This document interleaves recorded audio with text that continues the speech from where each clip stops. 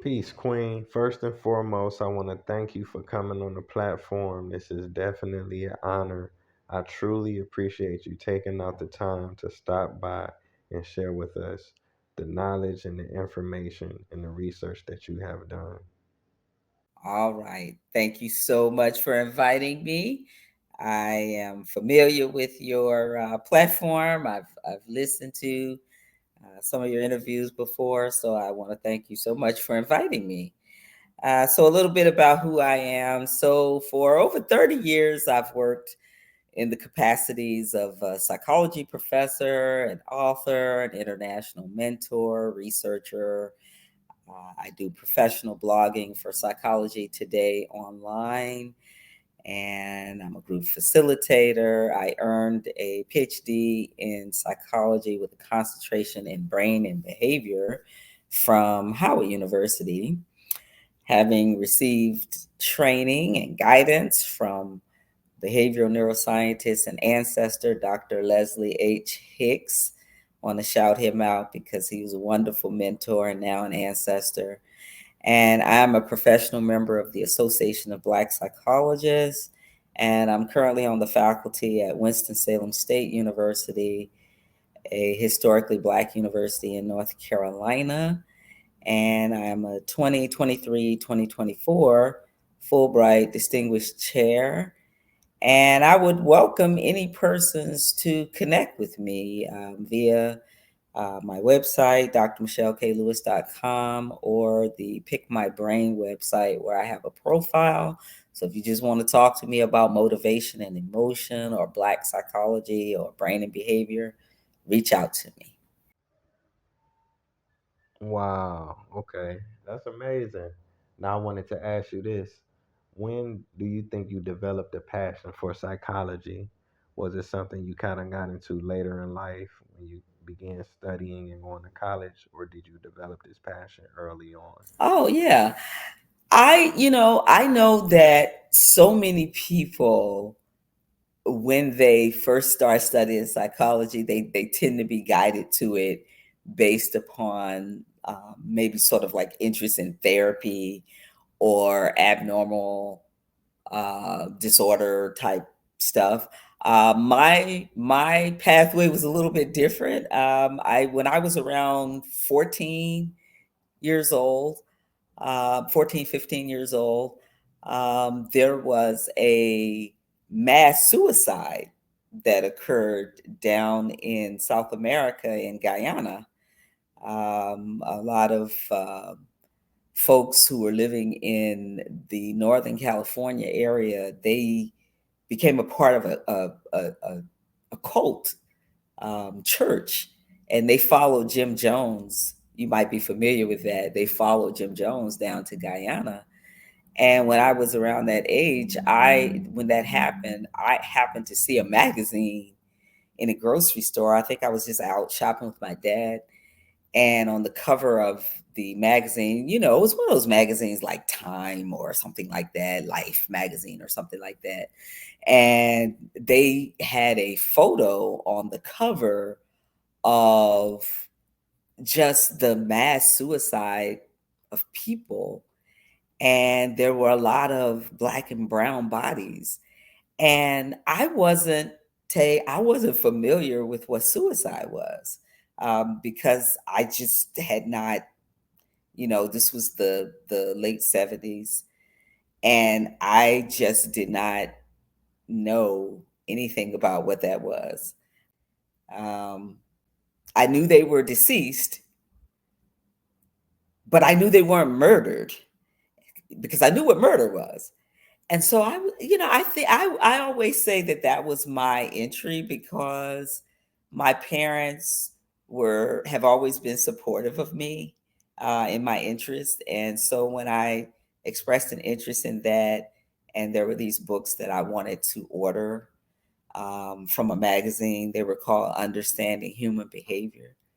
And I really just wanted to understand more about what is suicide, and how did those people leave their home and go do that, and so I think from that was my earliest kind of, I think, entry into being interested in like psychological stuff.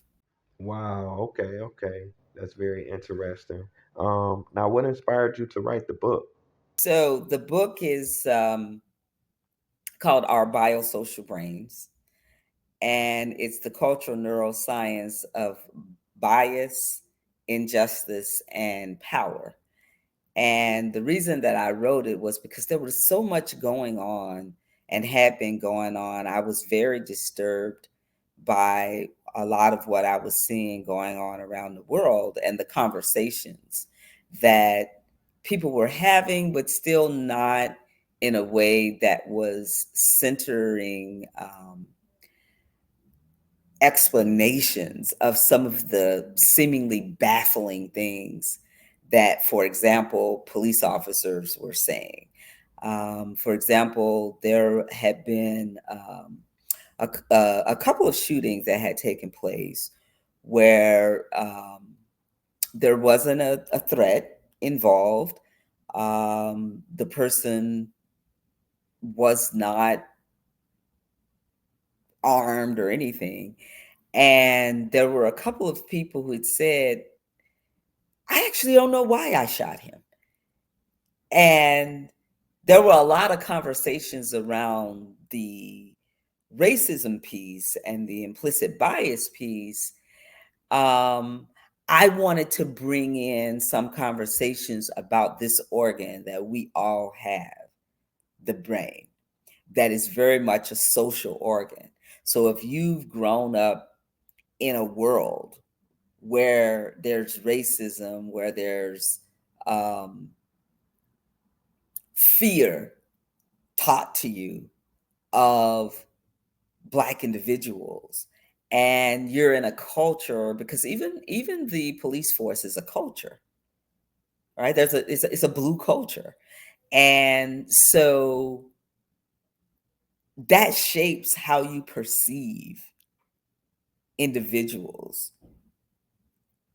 Our five senses allow us to take in information, but it's our brains that interpret what's happening and then allows us to make decisions.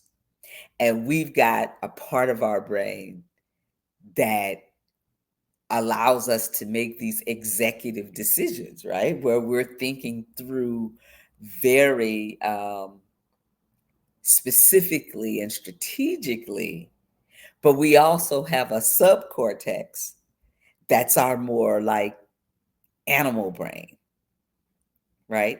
And so I had already read what a police officer said. I forgot his name at the moment. I think it was Darren something. But I had already read before I started writing the book what he said about Michael Brown.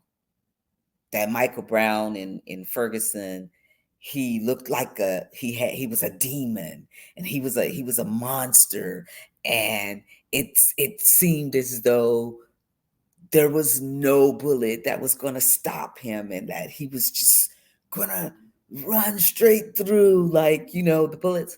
And I was like, yeah, we could talk about this from the standpoint of, oh, this is racist.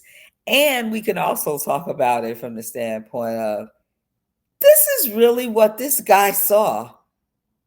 I mean, he really interpreted and perceived that.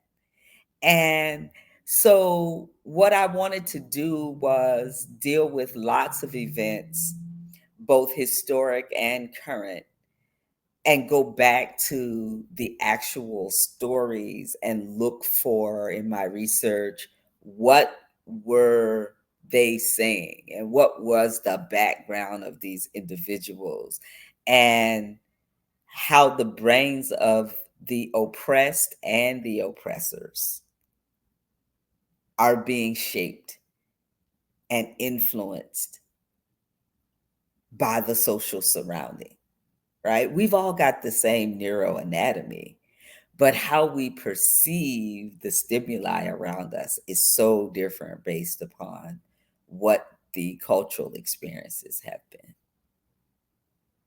And it was a hard book to write because it was also being written, parts of it, a great deal of it, I was writing also during the pandemic, and we were all social distancing and on lockdown, and a lot of what I was reading was very depressing. And so my own biosocial brain, took a mental hit. And it's really only been to this year that I've been able to actually go back and sit down and read what I wrote, because I was, after a while, I was just like, wow, it's heavy, it's a lot. And but I thought it was very important because I'm a big advocate for brain health. Yeah, it's very unfortunate because a lot of white people have been conditioned, and even some of our own people, have empathy for police officers because they believe that black people are dangerous. And it doesn't matter if they're armed, it doesn't matter if they're breaking the law, it doesn't matter if they're a child, if they're a woman, they feel that the police are justified in taking their life. That's good that you mentioned that too, because I remember Mike Brown was young, but very, very few, or you very rarely heard him being referred to as a kid. And even with Tamir Rice, I talked about the Tamir Rice murder as well. There was a lot of, when I went back and did the research on what they were actually saying and reporting about his phenotype, there was a lot of discussion about how big he was for 12 years old. And so this is, again, like I said, you're seeing with your eyes, but your brain is the interpretation of what you see. And when you look at just the almost split second that they shot Tamir Rice before the car even stopped, when they drove up to that playground, that was all based on a perception that is shaped by the sociocultural world we live in. And I really wanted to write something that would allow us to do what we're doing right now, talk about how significant our brains are, as it's also being shaped by the world that we live in, and what things we might could start to do to protect our brains from absorbing so much of the negativity that you actually can unsee, right? There's so much that we take in terms of media that is like a mental hit to your brain every day, of violence, power, distress. So without knowing anything about, Sonya Mass's background, when I read that, I was like, oh, that is a well often used statement that someone would utter if there is something happening that is perceived to be negative, that is in your space or energy, or someone is either said something to you or seems like they are maybe about to do something to you, and you're saying, I am going to put a stop to this because I fear that what you are saying or doing will have negative consequences for me. All right. Now, it has also been reported in the media. As a matter of fact, the most recent one I was looking at, just for your listeners, just because I always like to give where I'm getting my information from.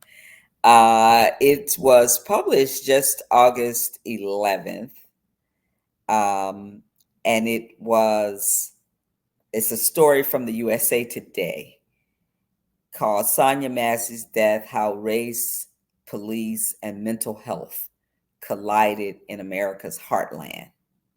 Okay.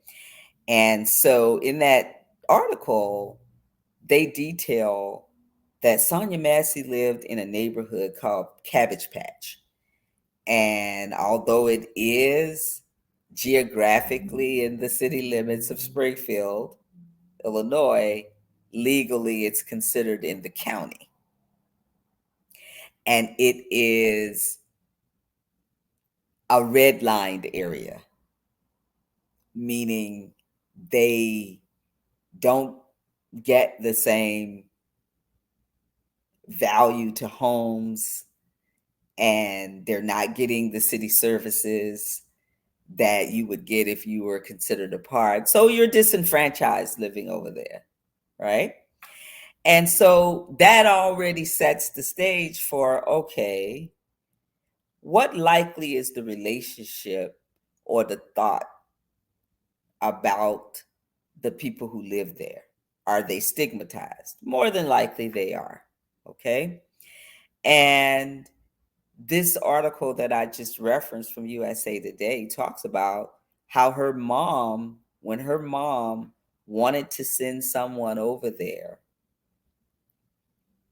placed a 911 call to send someone over there on a previous call, she specifically asked, please do not send anyone over there who's prone to being prejudiced because they oftentimes make the situation worse. We don't want anyone going over there who's going to be aggressive and so on and so forth. So when Sonia Massey said, I rebuke you in the name of Jesus, it's making me think she already in her biosocial brain, even if she was in a mental health state of crisis, she was already feeling some type of emotional distress in her brain and body for her to even say that. And that's what saddens me even more about it, is because this person is in emotional distress.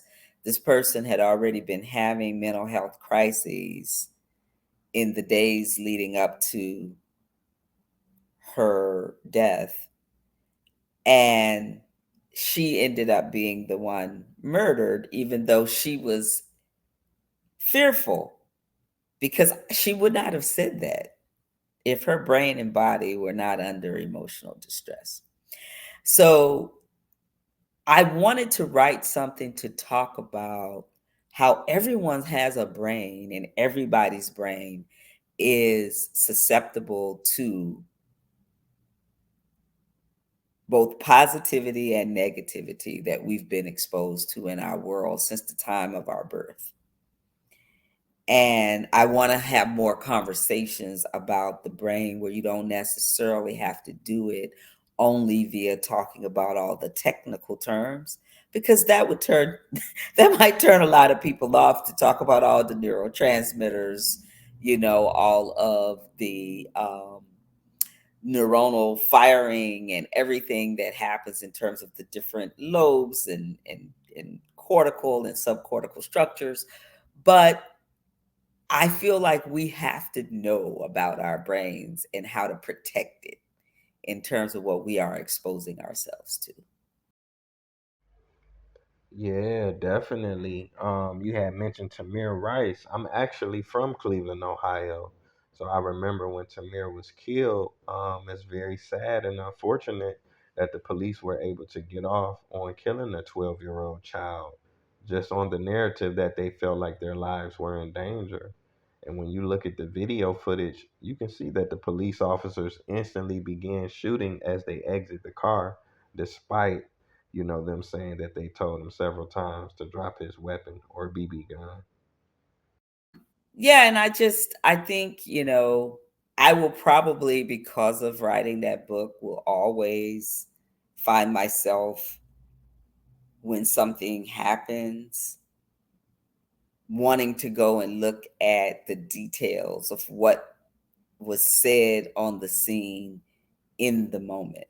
And so one of the chapters in the book is really where I go back and I detail lots of the cases of what I found that people were saying, um, like Philando Castile. Philando told the officer that he had a gun. legally, I have a gun. I'm letting you know I have it, so that the way our brains work, you would think the officer would say, okay, well, he's already telling me that he has it. So therefore, if I see it, maybe, well, this is what Philando was likely thinking. I'm going to tell him that I have it. Therefore, when he sees it, there shouldn't be a knee jerk reaction because I've already told you that I have it. Okay. However, even in that case, the fear of the black male in the car with a child also in the car, with his girlfriend also in the car. He said, I have a registered gun. He still ended up fatally shot. So my interest is in what is yes, we know it is racism, and what is happening in your brain and body where even in a situation like that, the primal fear cannot be overridden for you to use your executive functioning in your frontal lobe to say with reasoning, he just told me he has it. And I've asked him to show me his driver's license. And still, this primal fear, because we have a subcortex that is not the thinking part, it's the reactive part. Okay. I feel without even being a brain expert, Philando Castile did the right thing in terms of explaining to the officer, I have this. You may see this. You're going to see this. But it still wasn't enough. Right. So because of these kinds of tragedies, it made me want to write something that I felt could be discussed with your typical average person who just might want to learn more about how the brain reacts based upon our exposure to social ills like racism, sexism, homophobia, these things that are in our world. Yes, it can cause you to react in ways that can get people sometimes killed. Now, you had mentioned this a little bit earlier, the death of George Floyd. Now, at the time that George Floyd was murdered, I was actually living in South Africa. So I spent the majority of 2020 in South Africa. But I seen the global reaction of his death. And despite, the massive outcry and everybody speaking on it, I never, ever, even until this day, watched the video of George Floyd being murdered. I don't blame you. That's actually good not to expose yourself to that over and over. I mean, you can know about it, read about it without watching the video because it's actually not good for your brain. Yeah, that's what I was thinking. Like, if I would have watched that, that would have just, I have no idea how that would have made me feel because, like everybody else, I was already going through stress and anxiety and depression and, all of these different things that people were experiencing. And to add on to that, Absolutely. Um, yeah, the